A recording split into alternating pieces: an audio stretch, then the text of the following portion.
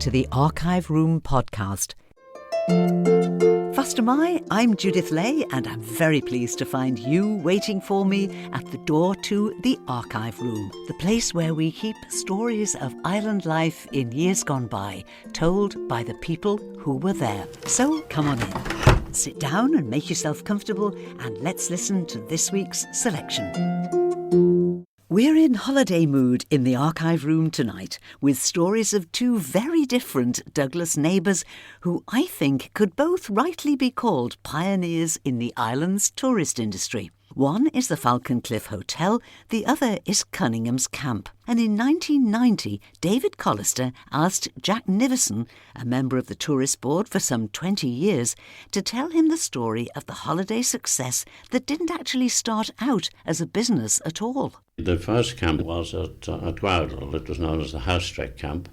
And it was set up by Joseph Cunningham, who was the father of camping as we know it throughout the world. Billy Butlin only started some 40 years after Joseph Cunningham really going, and he was bringing over certain people to the Isle of Man. In the early stages, they were kind of charitable and benevolent people that were looking after youngsters, perhaps who had done something wrong, and they were taking them over a holiday and trying to improve them. And Joseph Cunningham set up this camp, and he thought it was an idea to turn it into a business, set it up commercially and advertised it throughout Britain.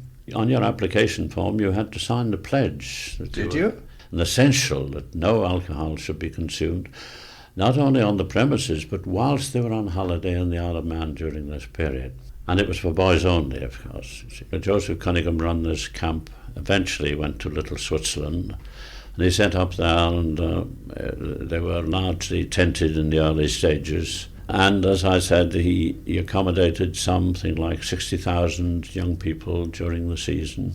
And these were provided with concerts and dancing and tennis and swimming and all the rest of it. And not once during the whole of that time did they have to call the police in for any trouble.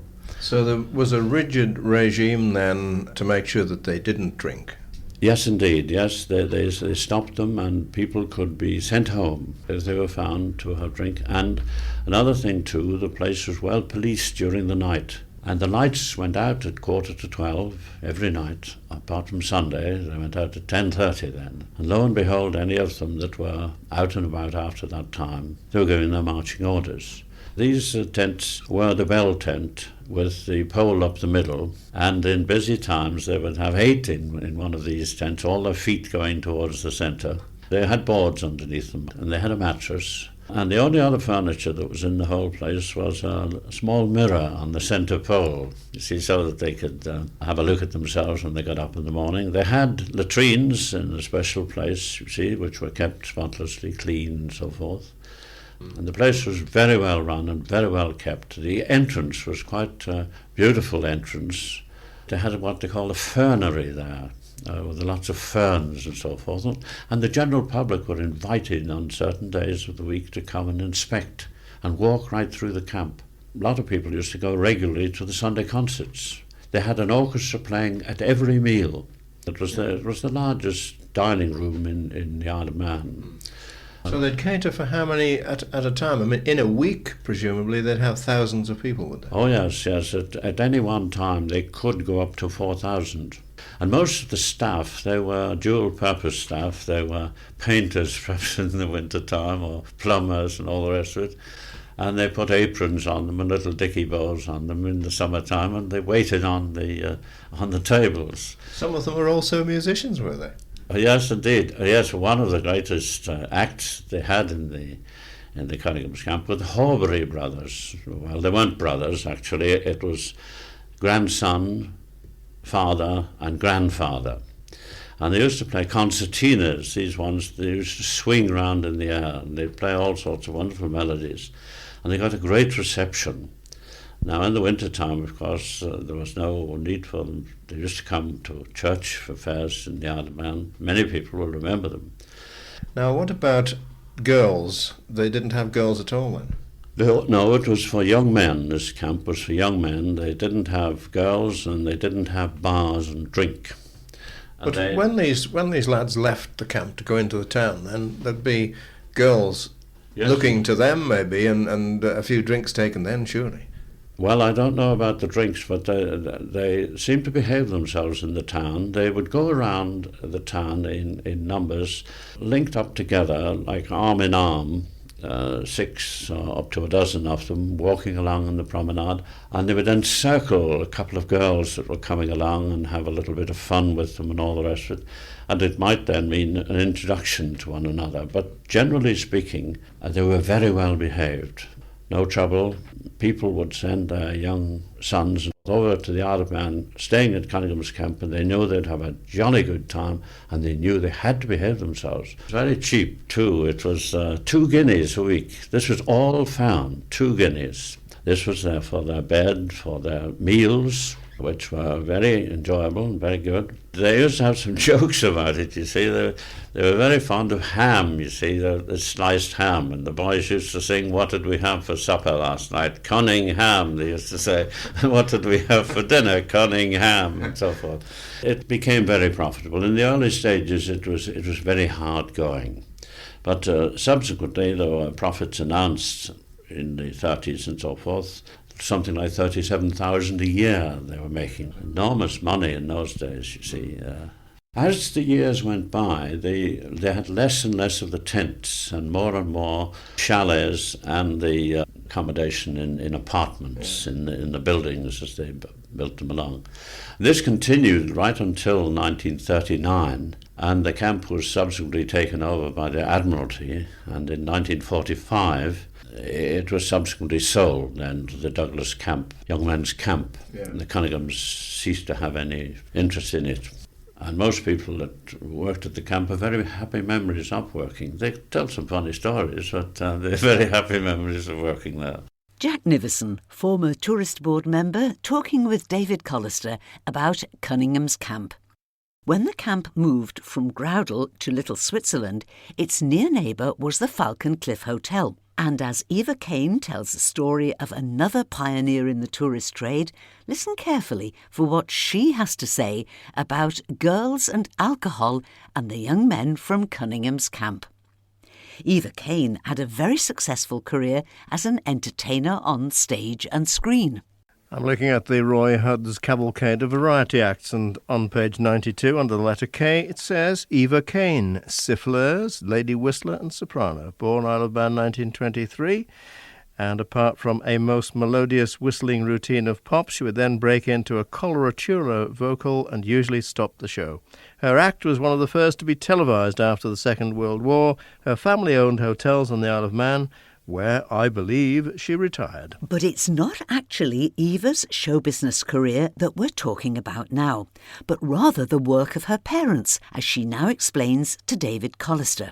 Eva was born in 1923, but the story she now tells begins in 1919, when her parents became the owners of the Falcon Cliff Hotel. Your mother was Ellen, was she? Ellen Kane? Yes, she was Ellen Kane, but in the hotel business she became known as Caney, and nobody called her anything else. And your father was Leo? My father was Leo. My father had been away during the war years. He was in the RASC, and he had been sent out to Africa, and he actually got lost there.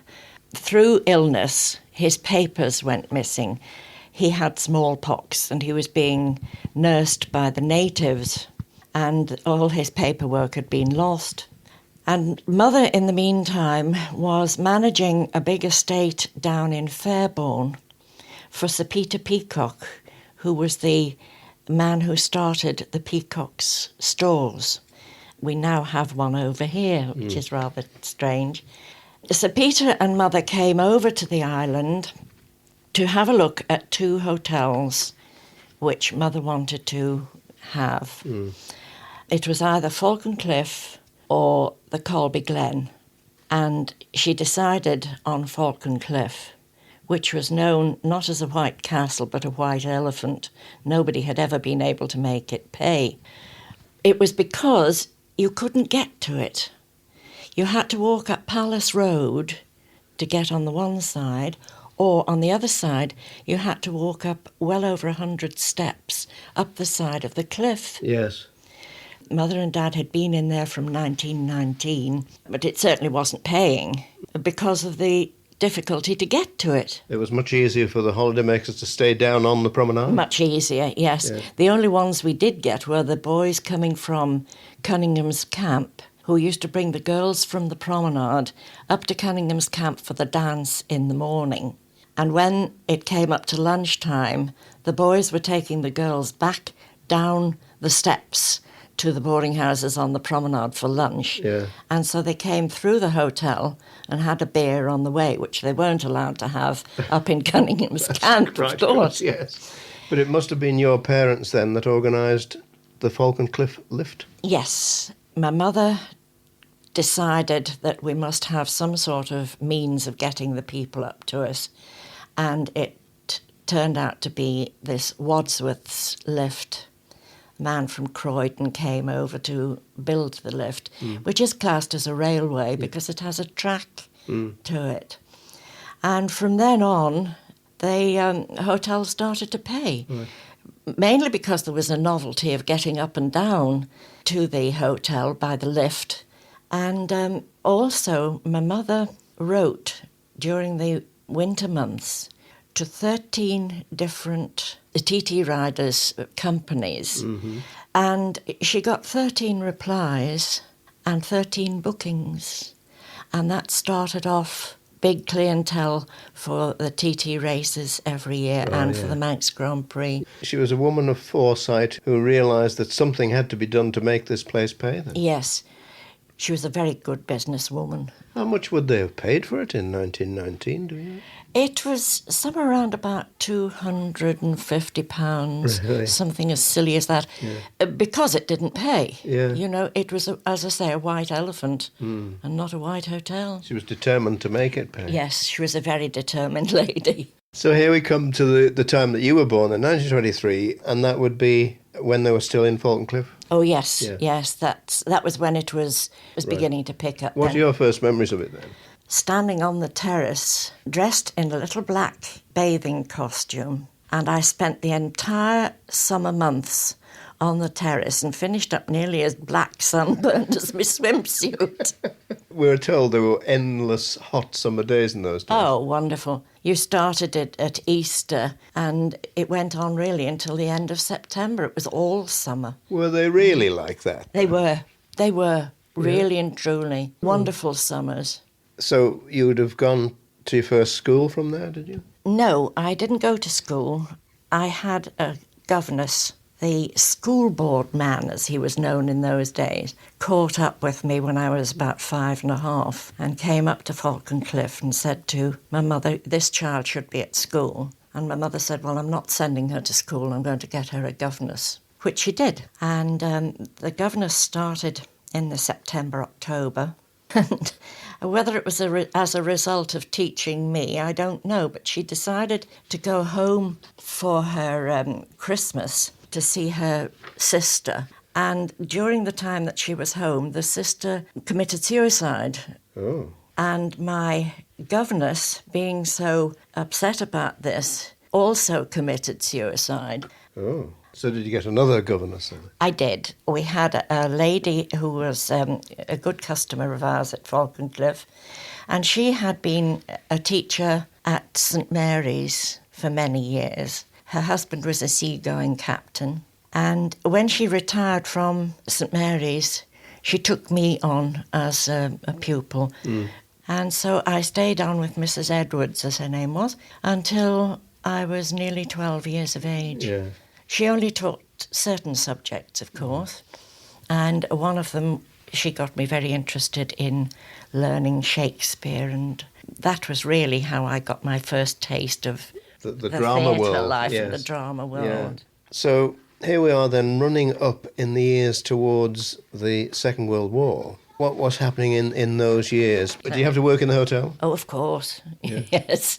I was working from when I was 13. I had to work before. I mean, there were many times that I was sent to go down the lift and bring the people up in the lift and general runabout in the hotel. Yeah. The grounds of the hotel, on the opposite side of the road, of Palace Road, there were big tennis courts and putting greens, which had been bought by my uncle, and it was run in conjunction with the hotel. Oh, right. So many times I was sent over to take the money for the tennis courts or to serve the ice creams or that sort of thing on the sports grounds. So you had a lot of work to do during the summer then? Oh, yes. Had to work all year round in the winter. I was set on with a paintbrush and a can of paint. We did all our own decorating because in those days you couldn't afford to pay decorators. You had to do it yourself. Well, then we're coming towards the Second World War. The threat of war was coming in. The hoteliers must have known this. They must have known that their living was under threat. Well, we knew because we had 5 officers came over to stay at Falcon Cliff in the March of 1939. They were all in mufti, so of course we didn't know who they were at first. And they were here to take over Cunningham's camp to become a naval establishment. And because we were adjacent to Cunningham's, we were taken over for the officers, and we were told that in the event of war being declared, we must empty the hotel within 24 hours. And within 24 hours, the ships came into the bay with the naval officers and the little boys for HMS St George, as Cunningham's camp became. Yeah. The hotel was commandeered by the Navy, but we were allowed to keep the bars open, but we weren't allowed to take civilian visitors. So what sort of money would they pay you then? Was it equivalent to what you'd have been paid during the holiday period? Nothing like, no. The holiday makers would be paying 8 and 6, 9 and 6 and 10 and 6. And that was for your room, breakfast, lunch, afternoon tea, late dinner and supper. Amazing, isn't it? Ridiculous, isn't it? So they didn't pay anything like that, the services then? No, they started off somewhere around about 3 and 6pence for each officer, which was stupid. And by the end of the first year, so many of the wives had been brought over and the officers had gone out into their own homes with their wives. And we were trying to keep the hotel open for about 7 or 8 naval officers. And of course, we were running at a terrible loss. So Mother decided one day that enough was enough. She put on her best smile and her best mood, and up she went to Cunningham's camp to see Captain Duke, who was in charge there, to tell him that we were closing the hotel down. And he said, "Oh, you can't do that. You've got our officers in there." So Mother said, "Nothing in the world can make me stay open to run at a loss for 5 or 6 officers. I'm very sorry, but you must allow us to take other people in." So very grudgingly he gave us notice that we could take other people in, and the first lot of people that we took in were the officers who were in charge of the internment camps, and we had their headquarters staff and had to provide a second mess for them because the Navy and the Army couldn't work together. No. They had to be separate. And that went on for several months until one day my mother said, "Enough is enough, and we are closing this down." And the Army officers that we had with us took it over, requisitioned it to become an internee hospital. Eva and her parents then moved to Mannin in Marathon Road in Douglas, but it wasn't long before they took over the Housedrake, the Golf Links Hotel, and survived the war years with a mixture of army officers and permanent guests, mostly from the Channel Islands. A little bit later on, I joined the Red Cross and did part-time nursing at the Majestic Hotel, which was by this time an Army RAMC hospital for the soldiers on the island. Yes. And I worked there as a nurse. Presumably you still had to help your mother and father at Housedrake, did you? Oh, yes. I worked in the hotel in between times, and together with 1 or 2 other girls, Beryl Hardy, as she was then, was another person who helped to teach the little sailor boys. In the palace ballroom, we ran a little dancing school there to teach the boys how to dance. So we all had many different jobs that we did during the war. Yeah. But it was all pretty well war work. And what happened to the Kane family after the war years will be for us to find out in another visit to the archive room. But I think we've time for just one more stop on the tourist trail. In this conversation between Jeff Cannell and Bernie May MHK, recorded in the late 1980s when Bernie was the island's Minister for Industry, he reflects on the famous Derby Castle. Oh yes, the Derby Castle in the old days was probably the in place in the Isle of Man. You know, they had a theatre, the ballroom, there was the hotel which my family ran in those days. The ballroom had 7 bars in, incidentally, and I think there's a lot of people who will still remember with fond memories the old Mellier days of the Derby Castle era, which really, I think, led to the current spate of Melliers that run throughout the pubs in the island today. Well, of course, we think of the Palace Lido ballroom, the biggest in Europe, as they say, but the Derby Castle had a fairly big ballroom as well, didn't it? The whole complex was a good size. Theatre was one of the old Victorian theatres, and they had the most beautiful gardens running up through towards the ballroom and to the hotel complex. The glass-covered walkway. With a glass-covered veranda, that's right. The theatre and the ballroom and the pub, it was quite the big centre at the end of the promenade, wasn't it? Oh, that's right. You know, I suppose you could compare it really on a smaller scale with the type of operation that's at the Winter Gardens in Blackpool. It had all sorts of amenities under one roof. And the acts that were on at the theatre were top class, really, at the time. There were some super acts there in the late 50s and early 60s. Janet Brown, for example, was a regular visitor there. Ken Dodd, I think, started his professional career in the Derby Castle, and he used to come season after season. The first season he appeared there, he was a bottom-of-the-bill artist, and he came back season after season until he reached national status. I remember Leslie Welsh, the memory man there. Oh, yes, indeed. Standing up and asking questions about the TD, and he got them all, of course. And another thing, Bernie, which you might remember, that the original five-a-side football was in the Derby Castle at Easter, wasn't it? That's right, yeah. There was wrestling in the ballroom there, and they did have the first five-a-side matches in there. I think later it transferred to the Palace Ballroom, but it started its days in the Derby Castle.